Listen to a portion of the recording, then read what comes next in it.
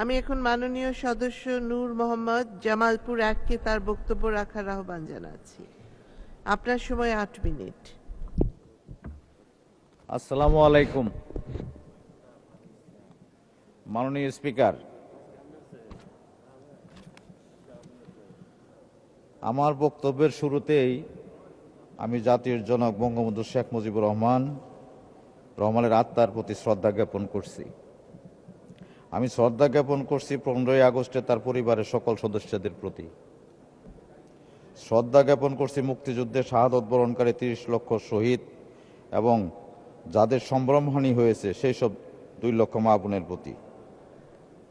আমি শ্রদ্ধা জ্ঞাপন করছি গণতান্ত্রিক সংগ্রামে যারা নিহত হয়েছেন তাদের প্রতি। মাননীয় স্পিকার, আপনি আমাকে সময় দিয়েছেন মাত্র 8 মিনিট, একটু বাড়ায় দিবেন। আমরা নতুন সংসদ সদস্য, একটু সুযোগ দিলে আমরা কথা বলা শিখি।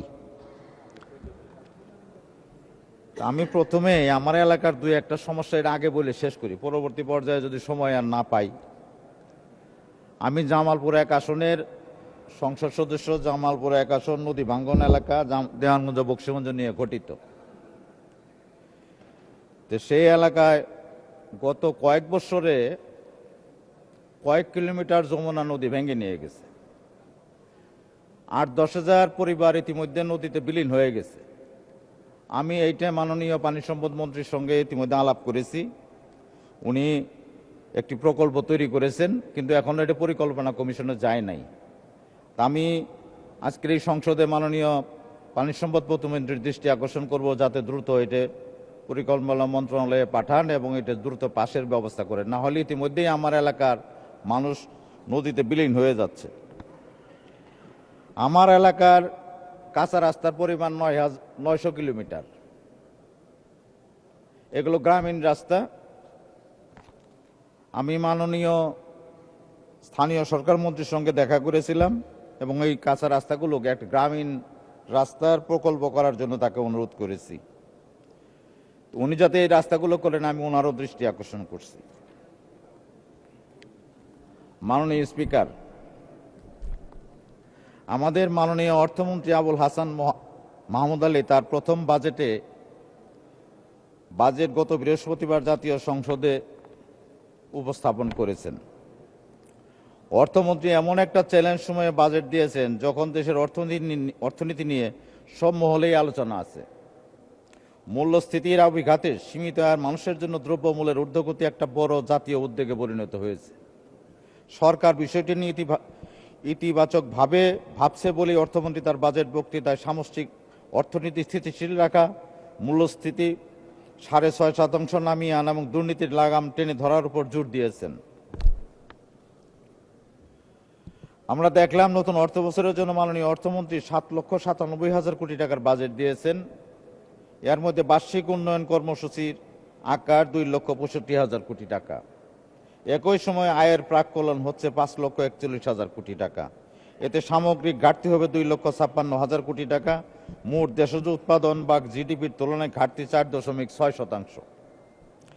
এই বাজেট দেশের শিল্প উন্নয়নের পথে বড় অবদান রাখবে। বাজেটের কর্পোরেট কর কমানো হয়েছে, এতে শিল্প উদ্যোক্তাদের উৎসাহিত হতে পারেন।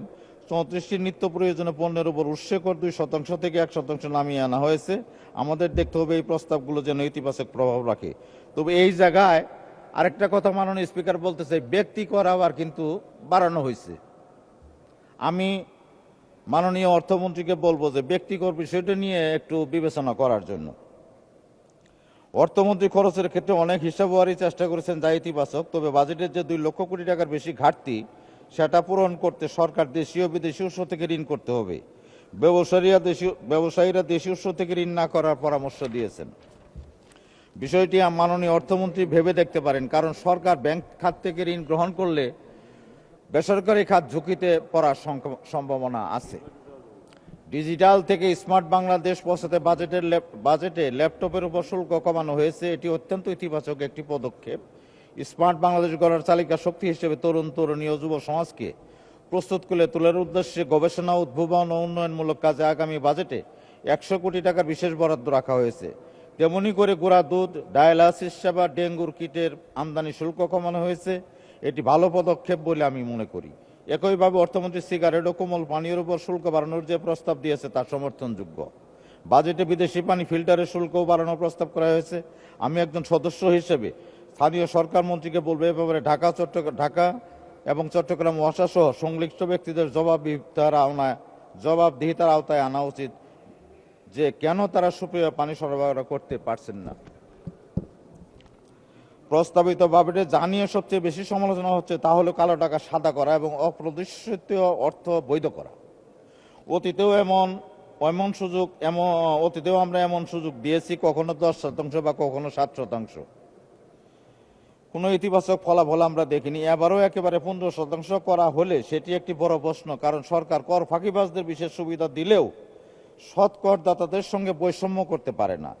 তারা সর্বোচ্চ 30% কর দিচ্ছেন, আর কালো টাকাওয়ালা 15% কর দিয়ে পার পাবেন। এটা কেবল বৈষম্যমূলক নয়, অনৈতিকও।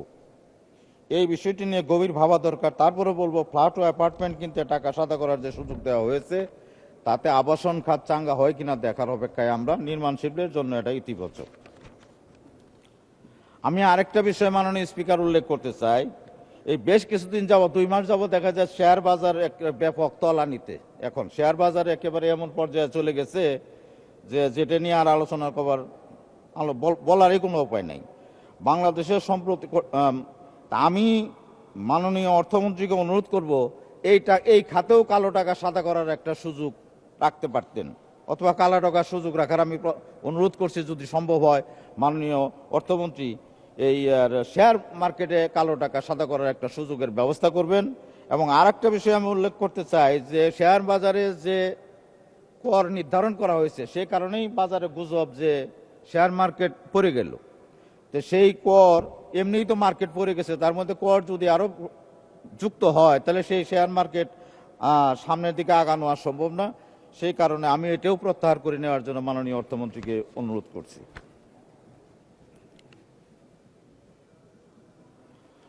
বাজেটে সামাজিক নিরাপত্তা খাতে 10,000 কোটি টাকা বরাদ্দ বাড়ানোর সিদ্ধান্ত ইতিবাচক। সংসদ সদস্যদের আমদানি করা গাড়ির উপর 25% আমদানি শুল্ক বসানোর সিদ্ধান্ত নিয়েছেন মাননীয় অর্থমন্ত্রী। এটি আমি মাননীয় অর্থমন্ত্রীকে পুনর্বিবেচনার জন্য আবেদন করব, কারণ আমরা নতুন সংসদ সদস্য। এটা উনি করতে পারেন যারা বিগত দিনে সংসদ সদস্য অথবা 2 বার হয়েছেন তাদের ক্ষেত্রে। আমাদের ক্ষেত্রে এটা উনি পুনর্বিবেচনা করতে পারেন, অথবা একেবারে না করলে না হয় এরকম একটা শুল্ক ধরে দিতে পারেন, যেটা করার না করলে না হয়। অর্থমন্ত্রীর সম্মান। মাননীয় সদস্য 4 মিনিট বলুন। মাননীয় স্পিকার, আমাকে একটু বেশি সময় দেবেন, আমি তো একেবারে চর এলাকা থেকে আসছি। 4 মিনিট। বাজেটে আরো কতগুলি মৌলিক চাহিদার অধিকার সেটাকে নিশ্চিত করতে শিক্ষা, স্বাস্থ্য, খাদ্য, দেশীয় শিল্প ও সামাজিক নিরাপত্তা এগুলোকে প্রাধান্য দেওয়া হয়েছে। তবে সরকারি স্বভাবেতে প্রত্যেক নাগরিককে 2,000 টাকা ন্যূনতম কর দেওয়ার বিধান কতটা যৌক্তিক হয়েছে তা ভেবে দেখারও দরকার। একজন দিনমজুরের সরকারি সেবা নিতে হয়, তাকেও কি 2,000 টাকা কর দিতে হবে? কর্মসংস্থান সৃষ্টির জন্য অর্থমন্ত্রী বেসরকারি বিনিয়োগ 27% উন্নীত করার যে ঘোষণা দিয়েছেন তা বাস্তবায়ন দেখতে চাই। সংস্কৃতি চর্চার ক্ষেত্রে বরাবরই উপকৃত থাকছে। এবারও বাজেটে তার ব্যতিক্রম ঘটেনি, যা মোটেও বাজেটের 1% কম হয়েছে। এই খাতটা মাননীয় অর্থমন্ত্রী একটু বাড়াইতে পারেন, কারণ দেশের সংস্কৃতিকে সামনের দিকে না আগাইলে এই স্বাধীনতার সুফল সব নাগরিক ফিরে পাবে না। সব নাগরিকের কাছে স্বাধীনতার সুফল পৌঁছায় দেওয়ার জন্য এবং এই বাংলাদেশিদেরই পৌঁছায় দেওয়ার জন্য এই শিল্পকলা খাতে, সাংস্কৃতিক চর্চার খাতে মাননীয় অর্থমন্ত্রীকে আমি অনুরোধ করব যে এখানে যেন উনি কিছু বাড়ায়। দেশে বিস্ময়কর উন্নয়নের ধারাবাহিকতা আছে। লক্ষণীয় হল প্রস্তাবিত বাজেটের নির্বাচনী ইস্তেহারের অগ্রাধিকারের থাকা কার্যক্রমগুলো বিশেষভাবে প্রাধান্য দেওয়া হয়েছে। চতুর্থ শিল্প বিপ্লব, উপযোগী ভৌত, সামাজিক ও প্রযুক্তি অবকাঠামো বিনির্মাণের প্রতি জোর দেওয়া হয়েছে। এটা জোর দেওয়া জরুরি, কারণ আমরা 2026 সালে গ্রাজুয়েট হব। গ্রাজুয়েট হলে গ্রাজুয়েটের জন্য খালি আমি কাগজে কলমে গ্রাজুয়েট হলে চলবে না। আমাকে অন্যান্য আনুষঙ্গিক সব বিষয়ে গ্রাজুয়েট হওয়া দরকার। সেই জন্য এটা আমি উপযোগী মনে করি। মাননীয় স্পিকার, বাজেট বড় আকার বর্তমান সরকারের আমলেই সদ্য স্বাধীন বাংলাদেশে তখনকার অর্থমন্ত্রী তাজউদ্দিন আহমেদ অর্থমন্ত্রী থাকাকালে মোট 3টি বাজেট পেশ করেন। যেসব বাজেটে বরাদ্দ ছিল যথাক্রমে 786 কোটি টাকা, 995 কোটি টাকা এবং 1000 কোটি টাকা। আর সেই বাজেটের আকার বেড়ে হয়েছে 8 লক্ষ কোটি টাকা মাননীয় প্রধানমন্ত্রী জননেত্রী শেখ হাসিনার কল্যাণে। জাতির পিতার কন্যা জননেত্রী শেখ হাসিনাকে এজন্য আমি অভিনন্দন জানাই এই বৃহৎ বাজেট উপহার দেওয়ার জন্য।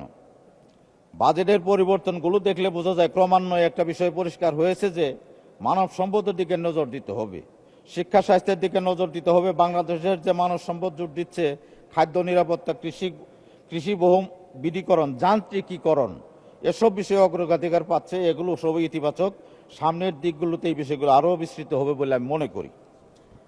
এবার মাননীয় স্পিকার, আমি দুর্নীতি নিয়ে দুই একটা কথা বলতে চাই। আমাদের দলের নির্বাচনী ইস্তেহারে এবং সরকার পরিচালিত দুর্নীতির বিরুদ্ধে জিরো টলারেন্সের কথা বলা হয়েছে, কিন্তু দুর্নীতি এখন সবচেয়ে বেশি উচ্চারিত। এমন সব ব্যক্তির নাম এবং সংবাদ মাধ্যমে যা আসছে যে তা সামগ্রিকভাবে আমাদের জন্য বিব্রতকর হতে হচ্ছে। বড় বড় পদে থাকে এমন দুর্নীতি করা হয়েছে, তার বিবরণ পড়ে শেষ করা যাচ্ছে না। বাংলাদেশের কিছু লোক দ্রুত ধনী হয়ে যাচ্ছে, দ্রুত ধনী হওয়ার তালিকায় বাংলাদেশ উপরে অবস্থান করছে। সম্পদ বিষয়ক তথ্য সেবা তথা মার্কিন কোম্পানি ওয়েলথ এক্সের বার্ষিক প্রতিবেদনে 2018 সাল থেকে 2020 সাল পর্যন্ত পরপর 3 বছর বিশ্বব্যাপী ধনী সংখ্যা বৃদ্ধির দিকে শীর্ষ থাকা দেশগুলোর অন্যতম ছিল বাংলাদেশ। বিভিন্ন মাধ্যমে সাম্প্রতিক সময়ে প্রকাশিত তথ্য অনুযায়ী দেশের সরকারি কর্মকর্তা, ব্যবসায়ী ও রাজনৈতিক নেতাদের অনেকেই বিপুল পরিমাণ সম্পদ গড়ে তুলেছেন, যা বৈধভাবে অর্জিত বা প্রদর্শিত নয় অথবা কালো টাকা হিসেবে বিবেচিত। সুইজারল্যান্ড ভিত্তিক ইবিএস ব্যাংকের গত সেপ্টেম্বরে প্রকাশিত পরিসংখ্যান অনুযায়ী অর্থনীতির নানামুখী। মাননীয় সদস্য, আর 1 মিনিটে শেষ করবেন, মাগরিবের আজান হবে। ছাড়িয়েছে, যা দেশের মোট জিডিপির 10%। মাননীয় স্পিকার, এই ব্যাপারে আমি মাননীয় প্রধানমন্ত্রীকে অনুরোধ করব, উনি সবসময় জিরো টলারেন্সের উপরে আছেন। আমরা সবাই জিরো টলারেন্সের উপরে থাকতে চাই। আমরা যে কোনো মূল্যে বাংলাদেশের দুর্নীতিকে উচ্ছেদ করতে চাই। মাননীয় স্পিকার, আপনাকে ধন্যবাদ। আসসালামু আলাইকুম।